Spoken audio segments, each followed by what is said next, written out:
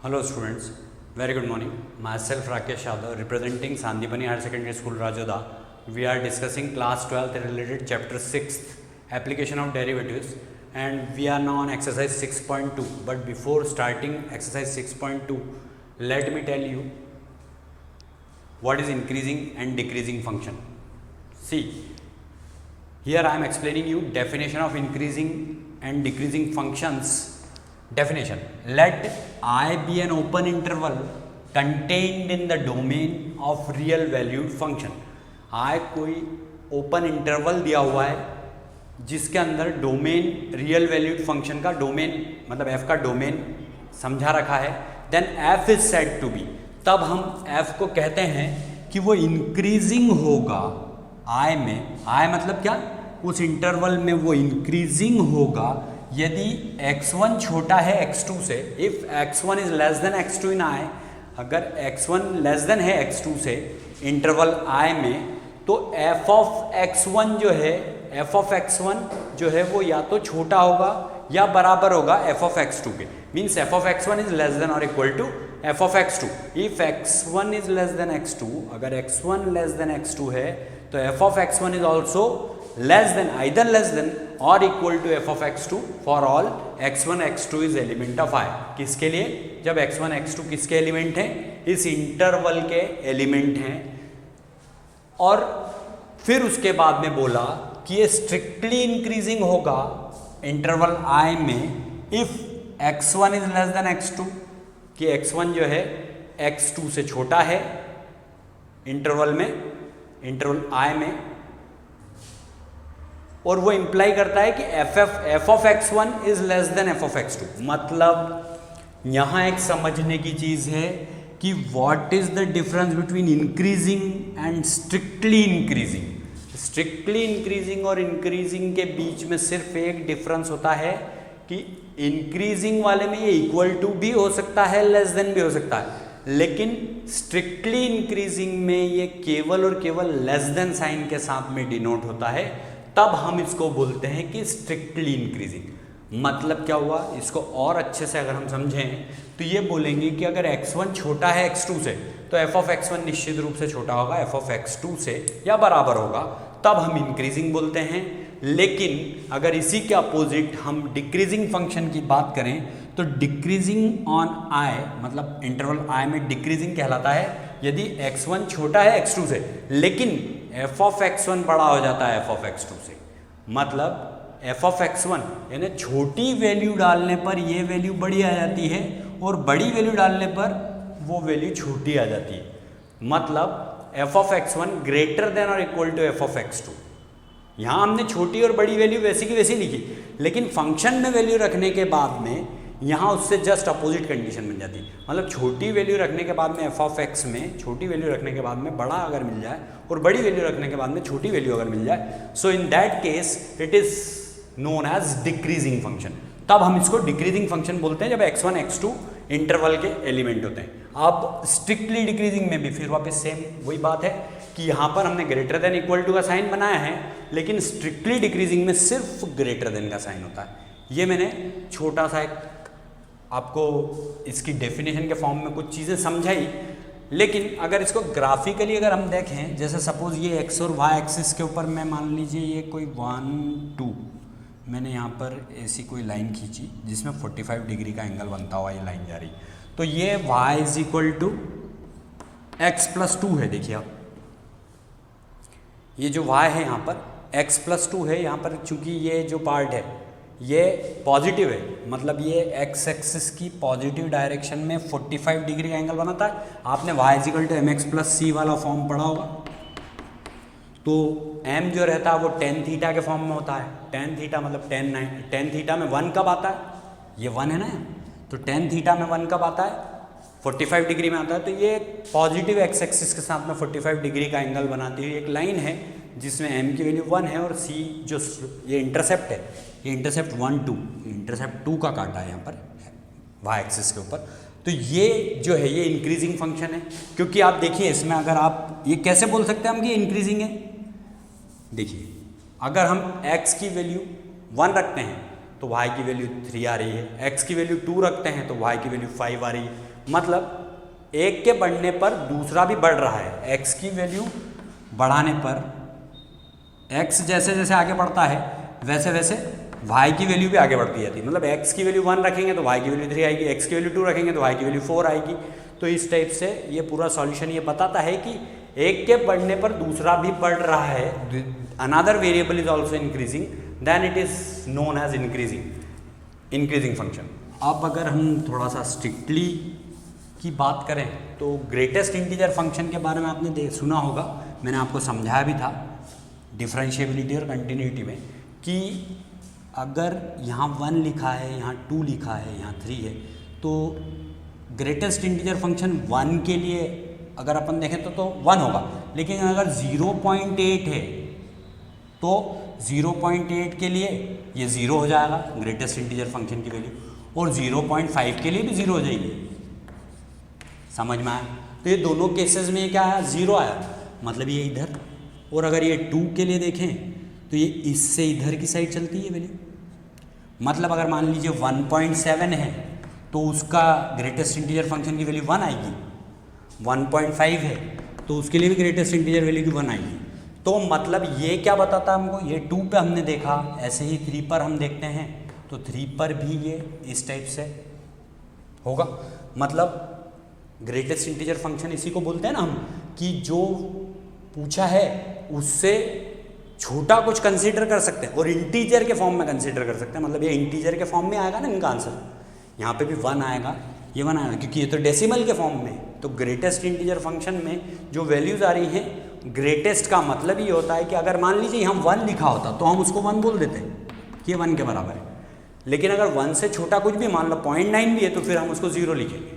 ये होता है ग्रेटेस्ट इंटीजर फंक्शन। तो इस वाले केस में क्या हुआ, ये जो है ये इंक्रीजिंग को बता रहा था, सॉरी ये स्ट्रिक्टली इंक्रीजिंग को बता रहा था, लेकिन ये वाला पार्ट इंक्रीजिंग को बता रहा है क्योंकि इसमें इक्वल टू भी है, ये इंक्रीजिंग को बताता है। ऐसे ही अगर हम डिक्रीजिंग की बात करें तो डिक्रीजिंग में केस क्या हो जाता है, सपोज मैंने यहाँ पे लिख लिया y इजिकल टू -x+2।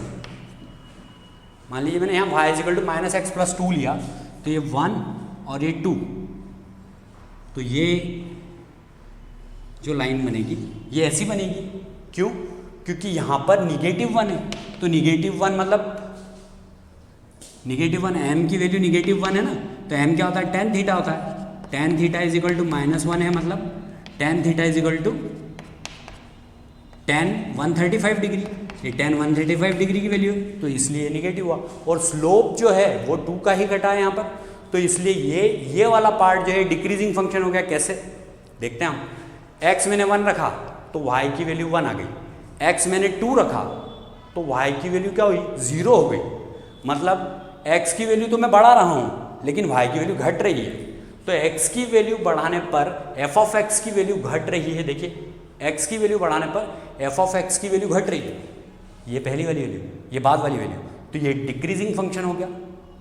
तो ये डिक्रीजिंग फंक्शन, और इसी में अगर हम कोई दूसरा ग्राफ देखेंगे तो डिक्रीजिंग फंक्शन के बारे में बताया मैंने आपको, सॉरी स्ट्रिक्टली डिक्रीजिंग के बारे में, ये स्ट्रिक्टली डिक्रीजिंग समझा हमने।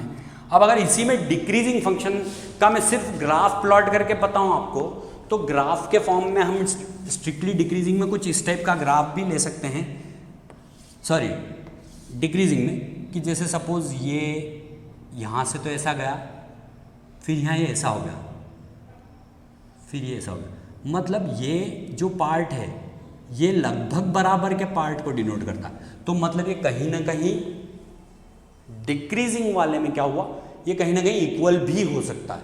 तो किसी पार्ट में ये इक्वल भी चलता है, मतलब ये ग्राफ कहीं ना कहीं ऐसा बन जाता है। इसमें तो ये स्लोप के फॉर्म में पूरा जा रहा है, मतलब अगर ये ऐसा है या ऐसा है तो ये इंक्रीजिंग और ये डिक्रीजिंग है। लेकिन अगर मान लीजिए ये कहीं पर ऐसे स्ट्रेट लाइन के फॉर्म में थोड़ा सा भी आया, मतलब ये स्ट्रेट लाइन बनी जिसमें कि ये और ये part near about approximately equal या इक्वल ही है, तो हम इसको क्या बोल देते हैं कि ये इक्वल टू भी हो सकता है, तब हम इसको डिक्रीजिंग बोलेंगे। अदरवाइज तो ये स्ट्रिक्टली डिक्रीजिंग है। तो स्ट्रिक्टली डिक्रीजिंग और डिक्रीजिंग के बीच में या इंक्रीजिंग और स्ट्रिक्टली इंक्रीजिंग के बीच में सिर्फ ये इक्वल टू साइन जो रहता है उससे ही आपको चेक करना होता है। अगर इक्वल टू साइन है तो equal to greater than equal to है इन दोनों के बीच में, fx1 और fx2 के बीच में, तो ये डिक्रीजिंग है। लेकिन अगर fx1 is greater then fx2 ही है तो फिर तो ये स्ट्रिक्टली डिक्रीजिंग हुआ, मतलब निश्चित रूप से वो डिक्रीजिंग ही फंक्शन है। और इस वाले केस में भी यहाँ अगर f of x1 is less than और इक्वल टू का साइन भी है अगर f ऑफ x2 के साथ में, तो इसको इंक्रीजिंग बोलेंगे। लेकिन अगर यहाँ पर इक्वल टू का साइन हट गया तो फिर ये स्ट्रिक्टली इंक्रीजिंग कहलाएगा। यही इंक्रीजिंग और स्ट्रिक्टली इंक्रीजिंग, डिक्रीजिंग और स्ट्रिक्टली डिक्रीजिंग के बीच का डिफरेंस है और यही इनकी डेफिनेशंस हैं। अब इसके जो एक्सरसाइज 6.2 को स्टार्ट करने से पहले ये मुझे आपको क्लियर करना बहुत ज़्यादा ज़रूरी था कि इंक्रीजिंग और डिक्रीजिंग फंक्शन क्या होते हैं। अब यहाँ पर हम इसके बाद स्टार्ट करेंगे exercise. Now look, one very important theorem, let f be continuous on a comma b, it is closed interval, and differentiable on the open interval, it is open interval। आपको ये पता होगा कि क्लोज्ड और open interval में क्या difference है। I have already told you, you have learn it in class 11th also. यहाँ पर ये इक्वल टू ए और इक्वल टू बी को भी डिनोट करता है।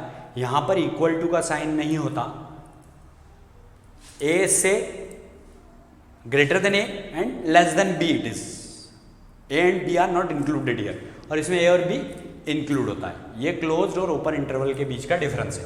अब इसमें फर्स्ट केस है कि if F is increasing in A comma B interval में ये इंक्रीजिंग है if F dash X is greater than 0, जब एफ डैश एक्स जो है वो ग्रेटर देन 0 है for each X is element of A comma B. किसके लिए? एक्स एलिमेंट जब होगा ए कॉमा बी में। इसके बाद में f is decreasing, f decreasing होगा in interval close interval a comma b if f dash x is less than 0, f dash x जो होगा वो लेस देन 0 होगा for each x is element of a comma b। और third case है कि f is constant function in a comma b। अगर f कोई constant function है इस इंटरवल a कॉमा b में तो उस केस में किसी भी कांस्टेंट का डिफरेंशिएशन क्या होता है, आप बहुत अच्छे से जानते हैं कि वो 0 के बराबर होता है कांस्टेंट का differentiation. So F dash X will be equal to 0 for each X is element of A comma B. अब आपको ये थ्योरम प्रूव की हमने यहाँ पर, इसको आप ध्यान से देखिए। Let x1 x2 is element of A comma B. हमने इस इंटरवल में x1 और x2 दो वैल्यूज या दो एलिमेंट्स हमने कंसीडर किए इस इंटरवल के बीच के।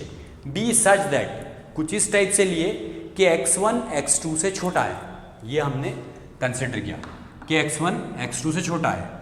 Then by mean value theorem, आपने मीन वैल्यू थ्योरम मैंने आपको बहुत अच्छे से बताई है एक्सरसाइज चैप्टर 5th में कि मीन वैल्यू थ्योरम से हम ये लिखते हैं there exist a point C, एक पॉइंट सी कुछ इस टाइप से एग्जिस्ट करता है between x1 and x2, x1 और x2 के बीच में सच दैट किस टाइप से, इधर देखिए f डैश सी, ये वाला पार्ट है। इसके बाद f dash C is equal to x2 fx2 minus fx1 upon x2 minus x1, जो कि मीन वैल्यू थ्योरम में हमने इसको लिखा है fx2 minus f of x2 minus f of x1 upon x2 minus x1, ये f डैश सी के बराबर होता है। तो इसको हम अगर सॉल्व करते हैं तो इसका इसमें मल्टीप्लिकेशन हो जाता है। तो हम ऐसा लिख सकते हैं f of x2 minus f of x1 is equal to f dash C x2 minus x1, ये हमको यहाँ से समझ में आता है। फिर f of x2 minus f of x1 is greater than 0, क्यों? फर्स्ट केस देखो आप, यहाँ पे बोला f dash x is greater than 0, तो ग्रेटर देन 0 जब है तो ये भी ग्रेटर देन 0 हो जाएगा।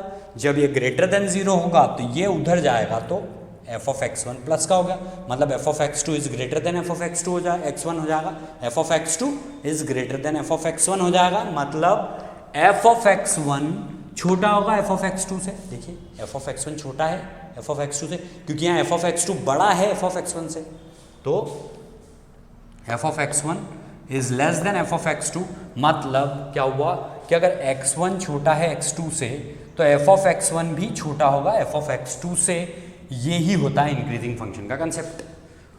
तो इससे क्या पता चला, therefore f is an increasing function in a comma b। तो f इंक्रीजिंग फंक्शन प्रूव हो गया a कॉमा b में। ये देखिए, अब आपके दिमाग में कंसेप्ट आएगा, तो सर हम सेकेंड और थर्ड कंडीशन के बारे में क्या कहें। तो सेकेंड और थर्ड कंडीशन आप ध्यान से देखिए, यहाँ तक तो मीन वैल्यू थ्योरम लगी, ये भी एज इट इज़ लगा, यहाँ तक पूरा एज इट इज़ आया। अब सिर्फ ये यहाँ तक एज इट इज़ आया, सिर्फ यहाँ पर क्या हुआ, F dash C is less than zero हुआ। जब ये लेस देन ज़ीरो हुआ, मैं सेकंड केस आपको यहाँ पर प्रूव करके बता रहा हूँ कि सेकंड केस में F dash C is less than zero होगा, तो ये ग्रेटर देन की जगह पे यहाँ पर लेस देन का साइन हो जाएगा। जब यहाँ लेस देन का साइन होगा तो यहाँ लेस देन का साइन होगा, और जब यहाँ लेस देन का साइन होगा तो यहाँ लेस देन का साइन होगा, सॉरी हाँ यहाँ लेस देन का साइन होगा। तो मतलब f of x two is less than f of x one, तो f of x one is greater than f of x two. तो ये क्या हो जाएगा, तो ये इंक्रीजिंग की जगह पर डिक्रीजिंग फंक्शन प्रूव हो जाएगा। तो ये सेकंड केस प्रूव हो गया। अब फिर आपके दिमाग में एक कंसेप्ट और आता होगा कि sir what about strictly increasing and strictly decreasing. तो सीधी सी बात है, इन्हीं इंटरवल को अगर छोटे ब्रैकेट में डिनोट कर दें तो वो ओपन इंटरवल हो जाता है, तब हम स्ट्रिक्टली इंक्रीजिंग और स्ट्रिक्टली डिक्रीजिंग फंक्शंस के लिए भी हम इसको सॉल्व कर सकते हैं। So up to here only I want to conclude before exercise 6.1, because before starting exercise 6.1 these are some very important concept. Thanks a lot for watching our channel Sandipani Higher Secondary School Rajoda. Like it, subscribe it and share it as much as possible.